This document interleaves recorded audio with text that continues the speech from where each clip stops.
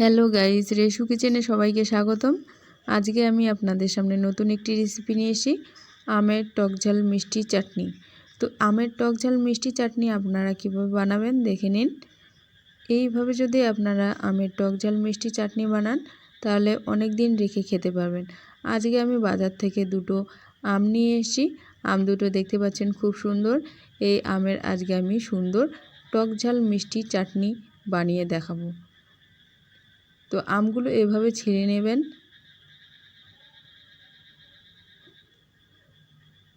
সবুজ ভাগটা পুরো ছিলে নেবেন।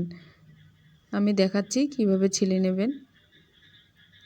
বন্ধুরা নতুন হয়ে থাকলে চ্যানেলটি সাবস্ক্রাইব করে দেবেন এবং পাশে থাকা বেল আইকনটি অবশ্যই ক্লিক করে দেবেন সবার আগে নোটিফিকেশান এবং ভিডিও পাওয়ার জন্য।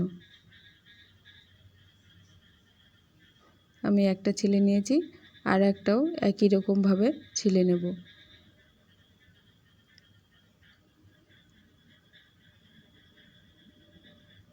দেখতে পাচ্ছেন দুটো আমি খুব সুন্দরভাবে ছিলে নিয়েছি। আপনারা এভাবে ছিলে নেবেন। ভিডিওটা কেটে দেখতে যাবেন না, তাহলে বুঝতে পারবেন না কিভাবে এই আমের টকঝাল মিষ্টি চাটনি আমি বানিয়েছি। এইভাবে যদি আপনারা বাড়িতে বানিয়ে রাখেন তো অনেক দিন খেতে পারবেন। আমগুলো এভাবে কেটে নেবেন। আমি দেখাচ্ছি কিভাবে কাটবেন, দেখে নিন একবার ভালো করে।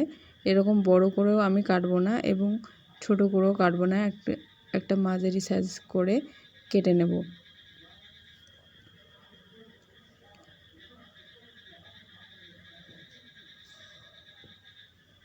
এই আমের টকঝাল মিষ্টি চাটনি আপনারা যদি প্রতিদিন খাওয়ার পরে একটু একটু করে খান তাহলে হজমের কাজ দেবে এবং মুখের স্বাদও এটি ফিরিয়ে নিয়ে আসে। তো আপনারা একবার বানিয়ে অবশ্যই এই আমের টকঝাল মিষ্টি চাটনি ট্রাই করবেন, খুবই ভালো লাগবে। তো আমগুলো এভাবে কাটার পর আমি পরিষ্কার জলে ধুয়ে নেব।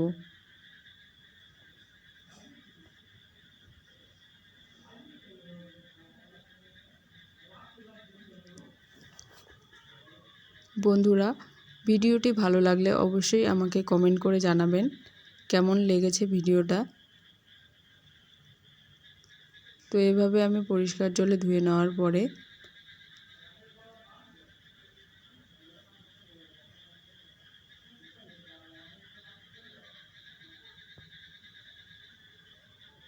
কি লাগবে আমি দেখাচ্ছি। নিয়েছি 1 কাপ চিনি, 4টে শুকনো লঙ্কা, কাজু, কিশমিশ, বাদাম এবং 5 ফোড়ন।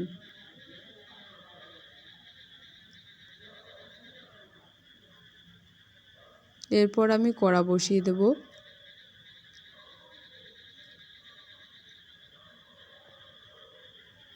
দিয়ে দিয়েছি বাদাম।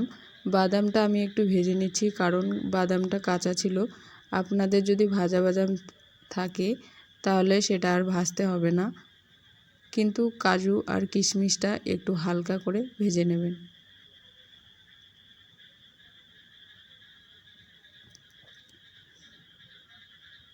এরপর কড়াতে 1 চামচ মতো আমি সর্ষের তেল দিয়েছি। তেলটা বেশি দেবেন না, সামান্য পরিমাণে দেবেন, 1 চামচ মতো। এরপরে এতে আমি দিয়ে দিলাম 5 ফোড়ন আর শুকনো লঙ্কা দিয়ে একটু ভালোভাবে নেড়ে দেব।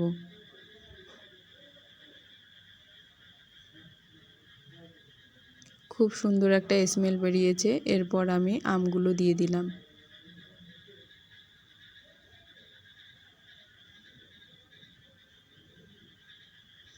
দিয়ে একটু ভালোভাবে নেড়ে দেব। দেওয়ার পর দেব স্বাদ মতো নুন, 1 চামচ জিরে গুঁড়ো আর হাফ চামচ হলুদ গুঁড়ো দিয়ে আমি ভালোভাবে আবারও একটু নেড়ে দেব।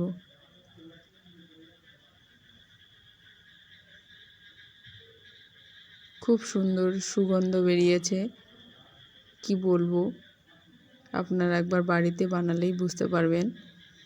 এরপর আমি আমগুলো সেদ্ধর জন্য সামান্য জল দিয়ে দেব। তারপর আমি 1 কাপ চিনি নিয়েছিলাম, সেটা আমি এখনই দিয়ে দেব।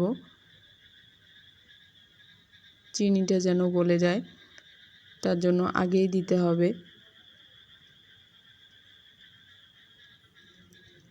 দিয়ে এভাবে ভালোভাবে নেড়ে আপনারা 5 মিনিট মতো লো মিডিয়ামে ঢাকনা দিয়ে দেবেন।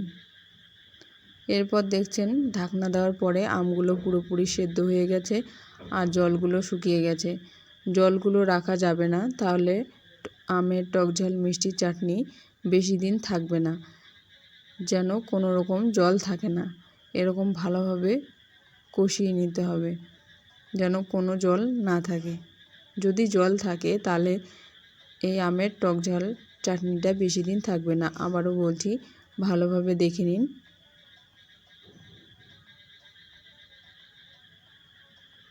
এরকম করে ভালোভাবে কষিয়ে নেবেন। দেখতে পাচ্ছেন কোনো রকম জল নেই।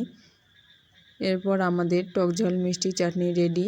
এরপরে আমি কাজু কিশমিশ বাদামগুলো ছড়িয়ে দেব। এভাবে একটু উপর থেকে ছড়িয়ে দেওয়ার পরে নেড়ে দেব।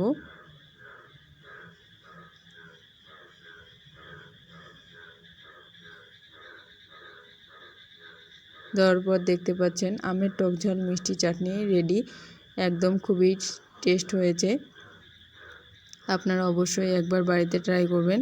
ভিডিওটা ভালো লাগলে অবশ্যই জানাবেন।